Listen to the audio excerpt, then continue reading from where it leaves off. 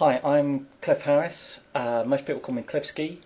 I'm an indie game developer from the UK, so I've got a bit of a London accent, possibly. Just, get over it. I'm one of these sort of crazed people that thinks they can still make a game all on their own. A lot of people say they're bedroom coders and they're indie game developers, but it turns out, they've got an office and they've got like half a dozen people and all that kind of stuff. But I don't have any of that. It's mainly me. There's sometimes I pay artists to do certain stuff, but all the code is me, and all the design is me. All of the business stuff, for better or worse, is me. And it is a proper sort of bedroom coding thing. Here's the room. There's not a lot. It's a tiny little room, and somehow I do manage to actually churn out a game. And I'm just tempted to say everything because it's not finished, and you can tell. Obviously that it's not finished. It's still in beta or beta. I think the main problem at the moment is you can put lots of stuff together. You can put you can have a ship with like 10 missile launchers, and then you can have 20 ships, and you can just completely spam them, and you may win that way. But I really would like the game not to play out that way. I'd like the game to look like a proper sort of Hollywood space battle, where you've got bits of everything going on, and there's not that much of an incentive to make it look like that, other than the fact that you might actually just want to have fun, which is the whole point. So that does need some balancing. I don't know who that is. That's probably incredibly unhip of me and very surprising, but no, I don't know who that is. I am a big fan of Ian Banks, who's a Scottish science fiction writer, who I think is fantastic, and he is a big influence on the kind of aim behind gratuitous space battles, I guess. Something that I do that's possibly a bit different is I don't really design the games based on other games. I've never done that. The influence behind the games that I've done is always quite obscure. For example, Kudos, that's actually influenced mainly by watching Donnie Darko and drinking a lot. And thinking about how you can make a game that simulates someone's mental state in quite a scary way, in that how would you fight off losing your sanity and stuff like that. And most of that obviously didn't make it through to the final game, although it was set in Slough originally, which that kind of makes sense to me, but probably to nobody else.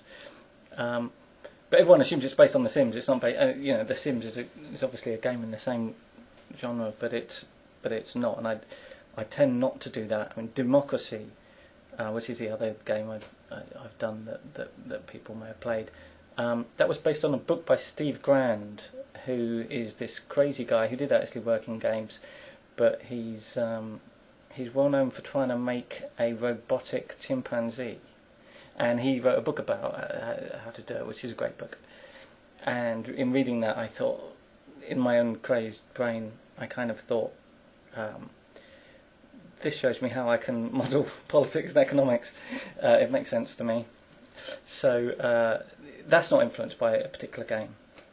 And gratuitous space battles originally wasn't that. It wasn't anything to do with space or anything to do with battles or anything. When I started work on it, it was basically like Democracy, but the other way around, where you were Saddam Hussein, not specifically Saddam Hussein, but you were some crazy dictator, and it was all about stopping people overthrowing you. And it ended up what it is now, gratuitous space battles, which is a bit weird.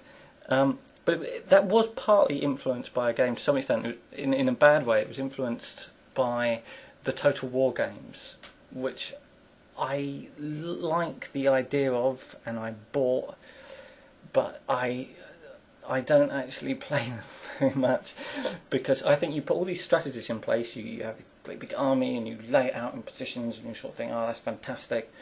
and they're going to charge in, and this is going to happen. And then the minute the battle starts, it's just like a big punch up in a car park outside a pub, and everyone just scrams in. You've got absolutely no control, really. Maybe if you're really good at it, you have, but obviously I'm not. And it just turned into complete chaos.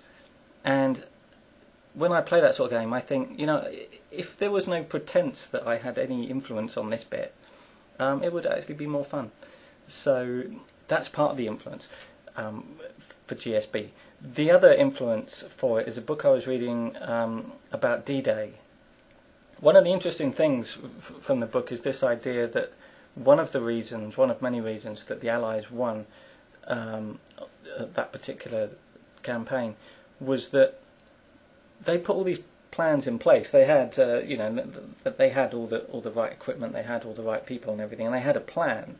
But then on the day, the Supreme Allied commanders kind of just let people get on with it. It was like the guys in the field would know what to do, and things will change, and we're not going to micromanage. They're kind of on their own, and we're going to hope for the best. And the opposite to that was on the German side. Hitler would not allow any of the tanks to be moved at all. They were his tanks, and you know, he wasn't going to allow anyone to just order them into battle without him actually micromanaging it. And as I understand it, no one would kind of wake him up or bother him. You know, D-Day's happening, but you know, we better not wake him, which is obviously ridiculous. But I thought it was quite interesting to think that it could be the cleverest general is the general that kind of puts everything in position and sets up the conditions for victory, but then you know, just goes and has a glass of wine or something and whatever. And I thought that'd be quite cool, and I thought it'd be quite funny with spaceships as well to do that. So I had, you know, visions of Supreme Space Commanders sort of sat there at the space headquarters watching some big display of the battle with a glass of space port or whatever, thinking, hope it goes well. Bit of a weird idea for a game maybe, but people seem to like it, so there you go.